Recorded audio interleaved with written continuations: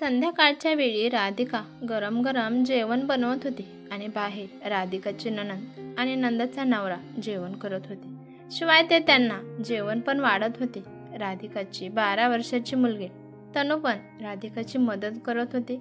राधिकाची सासू मंगलताई पण आपल्या मुलीपाशी आणि जावयापाशी बसून त्यांना जेवणासाठी काय हवं काय नको ते बघत होत्या. आणि मध्ये मध्ये मंगलताई राधिकाला विनाकारणच ओरडत असायच्या, कारण लोकांना कळाले पाहिजे की माझा या घरात किती दरारा आहे. राधिकाला बोलता बोलता मंगलताई तनूला पण मध्ये मध्ये टोमणं मारत असायच्या. तिला म्हणत होत्या की ए पोरी, जा किचनमधून पनीरची भाजी घेऊन ये. भाजी पाहुण्यांसाठी बनवली आहे, तर मग अजून इथे कशी काय आली नाही? तुझ्या आईसाठी तुझ्या आईने सांभाळून ठेवली आहे का? बघ बर जरा. मंगलताई तनूला डोळे दाखवत म्हणाल्या. तनूला तिच्या आजीचा खूप राग आला. ती रागातच किचनमध्ये आली आणि आईला म्हणाली की आई, ही आजी पण ना काही पण बोलत असते. खूप राग येतो, पण एके दिवशी आजीला चांगलेच खणकावून सांगणार आहे. तनू खूपच रागात बोलत होती, पण राधिकाने तिला गप्प बसायला सांगितले. तनू पनीरची भाजी एका वाटीमध्ये घेऊन बाहेर आली आणि तिने ती भाजी जाऊन तिच्या आत्याच्या नवऱ्याच्या ताटात वाढली. तिने रागात भाजी वाढली म्हणून जरा भाजी थोडीशी खाली सांडली. त्यामुळे मंगलताईला खूप राग आला. त्या तनूला म्हणाल्या की जेवण कसं वाढतात हे सुद्धा तुला व्यवस्थित येत नाही का? तिची आई पण दिवसभर बसून बसून फक्त जेवण ठुसत असते. मुलीला अजिबात चांगले संस्कार लावित नाही. एकच मुलगी आहे, पण तिला पण चांगले संस्कार नाहीत. तोपर्यंत किचनमधून राधिका पण बाहेर आली आणि आपल्या मुलीला तनूला थोडंसं ओरडत म्हणाली की काय विनाकारण मला बोलणं बसवत आहेस? ताटामध्ये भाजी काय तशी वाढतात का? जा जाऊन तुझा अभ्यास कर, मी जेवण वाढते. तनू रागात म्हणाली की हा आई, तू पण मलाच ओरड, पण आजीला काही सुद्धा तू म्हणणार नाहीस? आणि ती असं रागात पाय आपटत तनू तिच्या खोलीत गेली. आणि इकडे राधिका सगळं काम करू लागली. तेव्हा राधिका भाकरी घेऊन डायनिंग टेबलापाशी आली.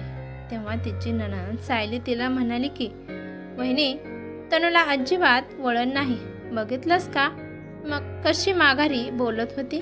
आणि शिवाय जेवण कसे वाढतात तिला या बाबतीत काहीच तुम्ही शिकवले नाही का? ही तर माझी गरीब आई आहे, म्हणून तर सगळ्यांचं काही सहन करून घेत आहे.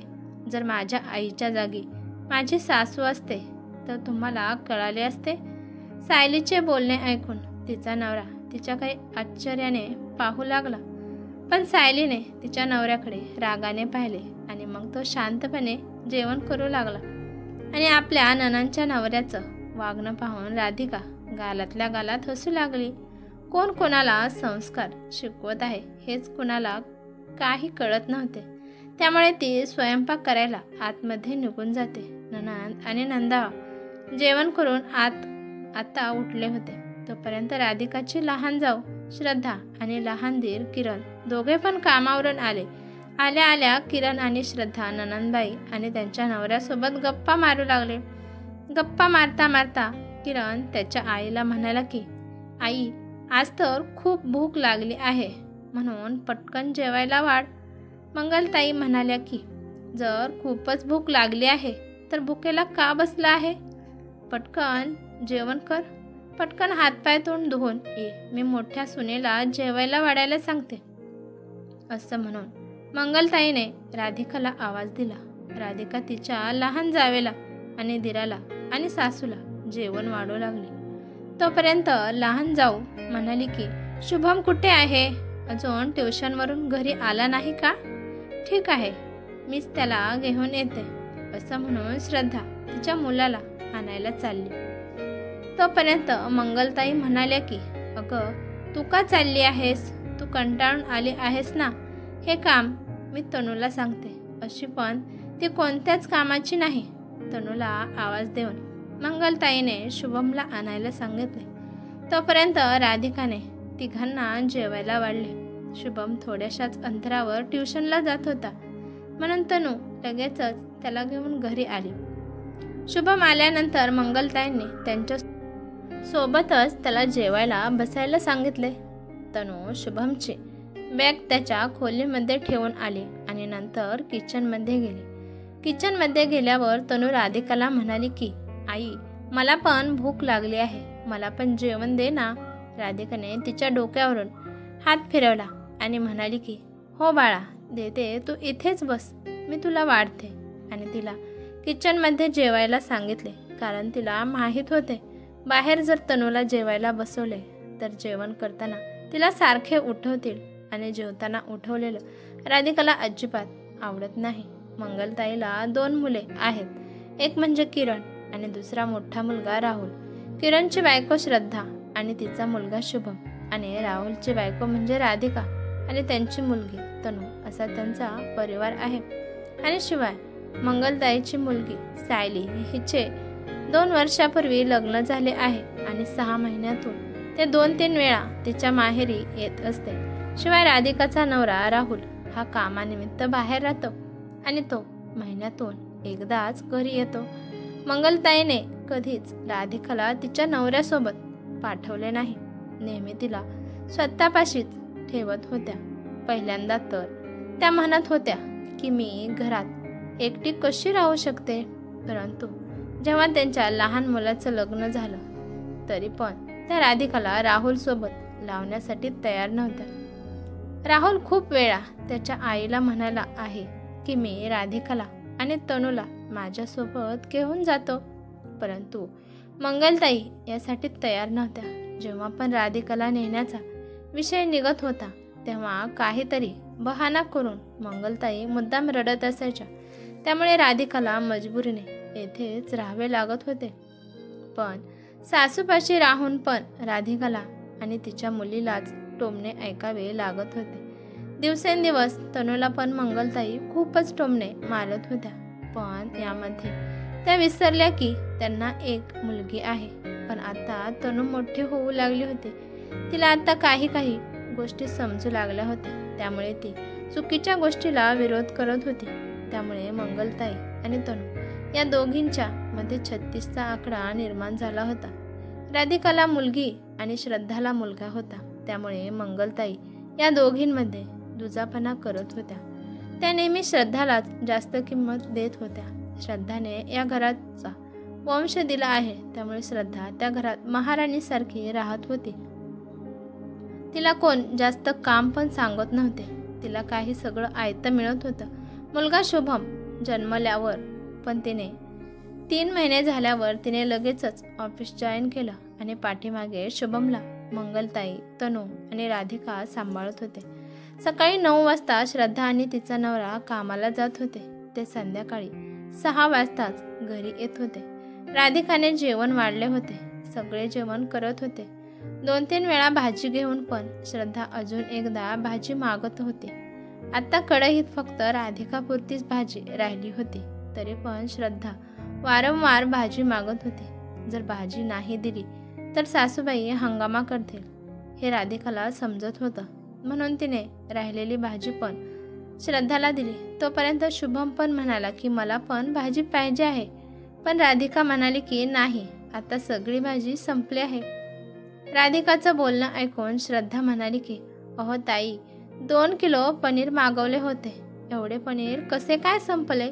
राधिका म्हणाली की हे बघ श्रद्धा, जेवढे पनीर दिलं होतं तेवढं सगळं मी बनवलं आहे आणि सगळ्यांनी भरपूर जेवण केल्यामुळे संपलं पण आहे, तर मग मी यात काय करू शकते? आणि असं म्हणून राधिका किचनमध्ये गेली. मंगलताई पण तिच्या पाठीमागे किचनमध्ये गेले. तेव्हा तिथे पाहिलं की तनू जेवण करत आहे. तिला पाहून मंगलताई म्हणाल्या की अच्छा, म्हणजे तुला तुझ्या मुलीला देण्यासाठी पनीर आहे, पण माझ्या नातवासाठी तुझ्याकडे पनीर नाही. असं म्हणून मंगलताईने तनूच्या ताटातील पनीरची वाटी उचलली आणि म्हणाले की हे बघ पोरी, सकाळची भाजी पडली असेल तर ती खा आणि हे पनीर शुभमसाठी दे. पण तनू म्हणाली की आजी, मला पण पनीर खूप आवडते, हे पनीर माझं आहे. शुभमने तर 2दा घेऊन खाल्ले आहे, पण मी तर पहिल्यांदाच खात आहे.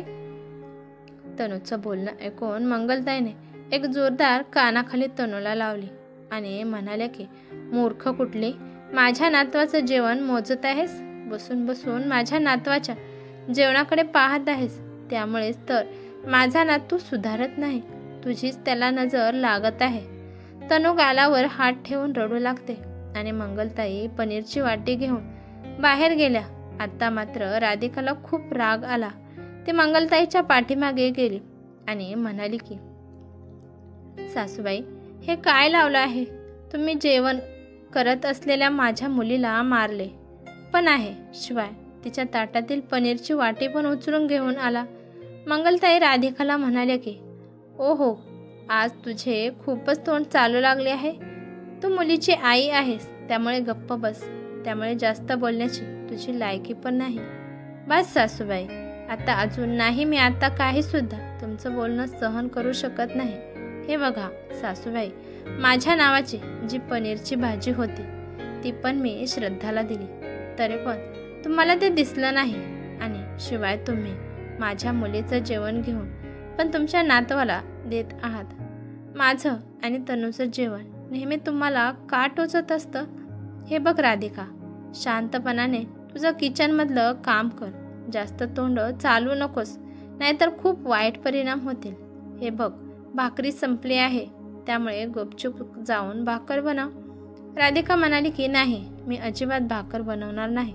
भाकर पण तुमच्या लहान सुनेला बनवायला सांगा. काही पण करून मंगलताई तिच्या पुढे झुकण्यासाठी तयार नव्हत्या. मला आत्ता या घरात आणि तुमच्यापाशी अजिबात राहायचे नाही. मी आणि माझी मुलगी माझ्या नवऱ्याकडे निघून जाणार आहे. असं म्हणून राधिका तनूपाशी गेली आणि तनूला मिठीत घेऊन तिच्या डोक्यावरून हात फिरवू लागली. मंगलताई किरणला म्हणाल्या की, किरण, पटकन राहुलला फोन लाव. ही खूपच आज नखरे करत आहे.